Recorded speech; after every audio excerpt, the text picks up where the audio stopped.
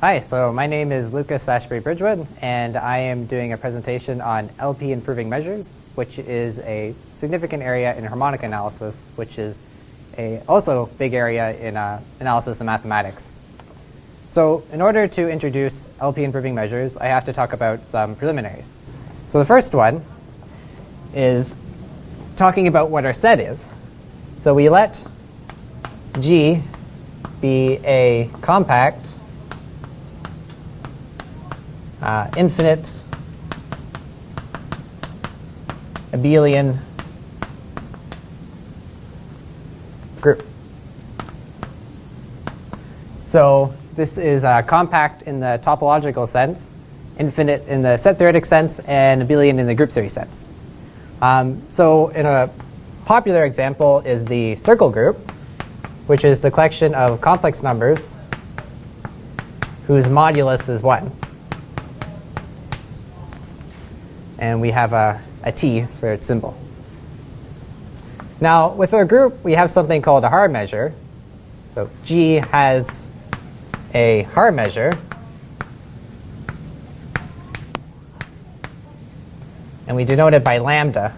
And this is a special kind of function which takes specific subsets of G and it sends them to non-negative numbers. And in a sense, it's assigning a measure to these subsets of G. Now, we do require that G be normalized. And what this means is that the measure of the whole set is 1.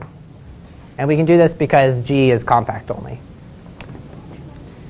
Now, with lambda, the Haar measure, we can talk about an important collection of functions, which are called LP spaces.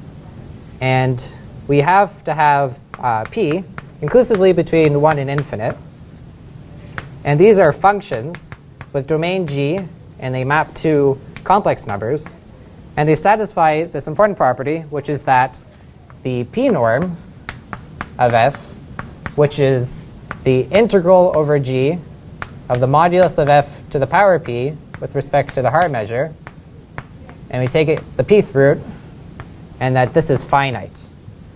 So LP of G is the collection of these functions.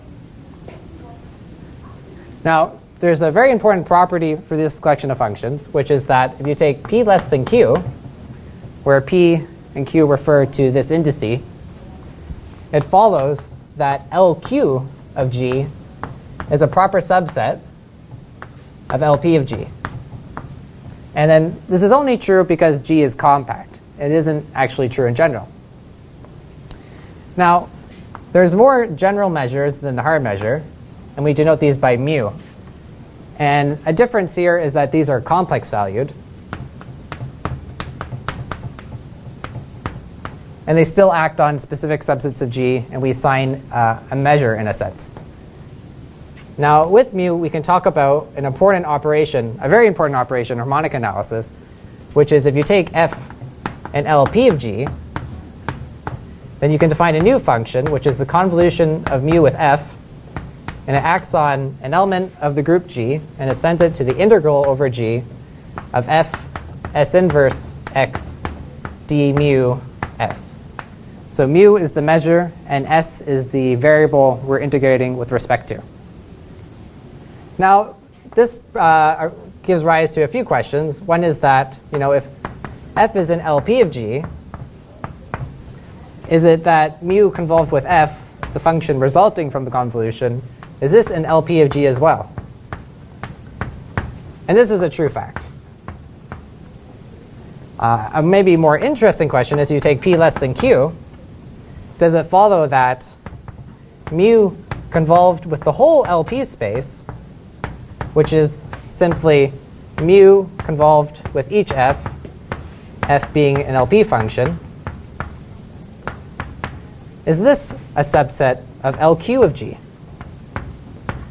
Now, this is interesting because we recall since P is less than Q, this implies that LQ of G is a proper subset of LP of G.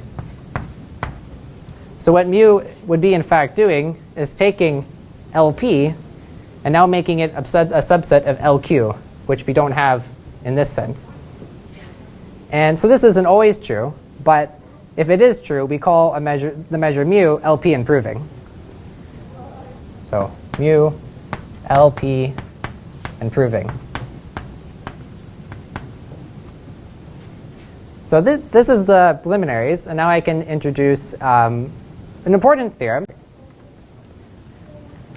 So the theorem is that when we define mu, our measure, to be LP improving, we define it for a specific p. Now, it turns out that if you have the property making the measure being LP improving for that specific p, it actually works for any p you want. So the theorem is, more precisely, if mu is LP improving, then for any r, mu is also LR improving.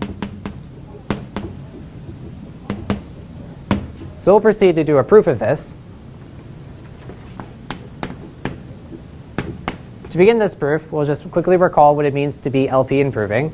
So that means that there's some p and then a q bigger than p, such that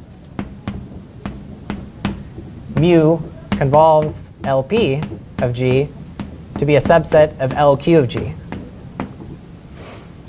Now, we could talk about it this way, but there's an equivalent way that'll be much more useful when we're doing the proof, which is that if we introduce a new function called T mu, and this goes from LP of G to LQ of G, and it takes the LP function to the convolution with mu, the equivalent way of saying this is that this is a linear transformation, and moreover, it's bounded as a linear transformation.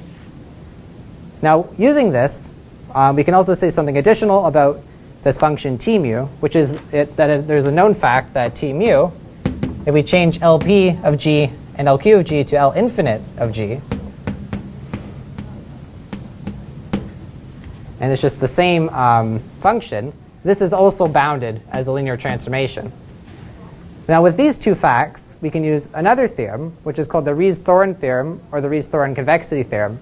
And this says, from these facts, we can conclude that for any theta you choose in the open interval 0 to 1, it follows that T mu again, this time with domain LP theta of G, and codomain LQ theta of G, this guy is bounded as well.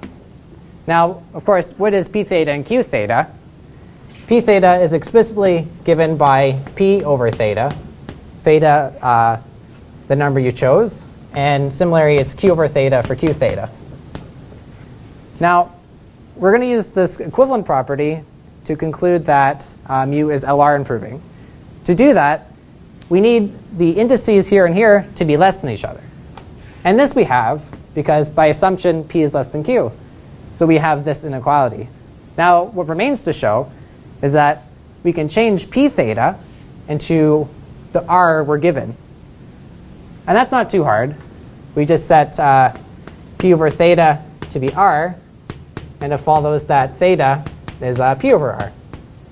And a simple substitution in here verifies that.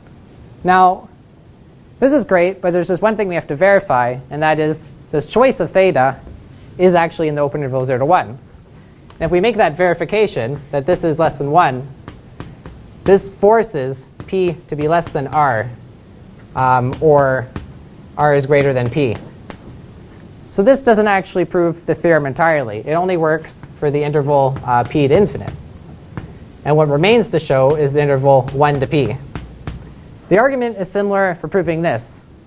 And we'll leave it at that to conclude the theorem. And from this theorem, you can continue on to have a more general notion of what it means to be LP improving, and to use this tool to prove a lot of other nice features of LP improving measures. And that concludes the presentation.